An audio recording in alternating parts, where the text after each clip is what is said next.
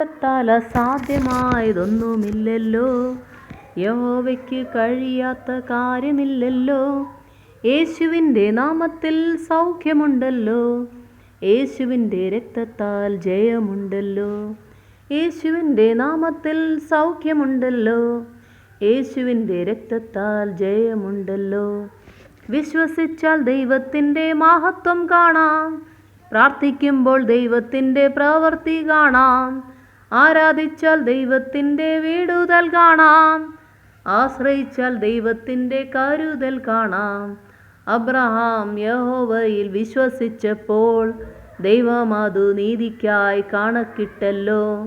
അതിമഹത്തായ പ്രതിഫലം കൊടുത്തു, ബഹുജാതികൾക്ക് പിതാവാക്കി തീർത്തല്ലോ. വിശ്വസിച്ചാൽ ദൈവത്തിൻ്റെ മഹത്വം കാണാം. ഇസഹാക്കിൻ പ്രാർത്ഥനയ്ക്കു മറുപടിയായി 100 മേനി നൽകി ദൈവം അനുഗ്രഹിച്ചു.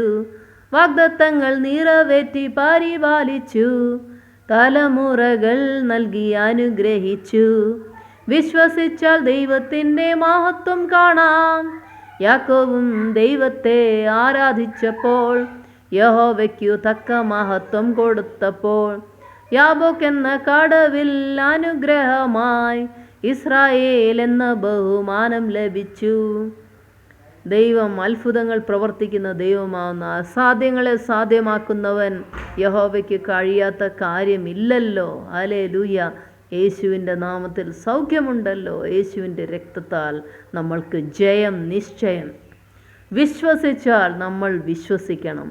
വിശ്വസിച്ചാലേ ദൈവത്തിൻ്റെ മഹത്വം കാണാൻ സാധ്യമാകുള്ളൂ. നമ്മൾ യേശുവിൽ വിശ്വസിക്കണം. പ്രാർത്ഥിക്കുമ്പോൾ ദിനം തോറും പ്രാർത്ഥിക്കണം, ദൈവത്തിൻ്റെ പ്രവൃത്തി കാണാൻ സാധിക്കും. പ്രാർത്ഥിക്കുന്നവർക്കായി ദൈവം വലിയ വിടുതലയക്കും. ഹല്ലേലൂയ. ദൈവത്തിൽ ആശ്രയിച്ചാൽ ദൈവം നമ്മളെ കരുതും, ദൈവം നമ്മളെ സ്നേഹിക്കും, ദൈവം നമ്മളെ വഴി നടത്തും. അബ്രഹാം യഹോവയിൽ വിശ്വസിച്ചപ്പോൾ ദൈവം നീതിമാനായി കണക്കിട്ടു. അതിമഹത്തായ പ്രതിഫലങ്ങൾ ബഹുജാതികൾക്ക് പിതാവാക്കി നൽകി. ഇസഹാക്കിൻ്റെ പ്രാർത്ഥനയ്ക്ക് ദൈവം 100 മേനി നൽകി. ദൈവം അത്ഭുതമായി വഴി നടത്തും. ഹല്ലേലൂയ. സ്തോത്രം.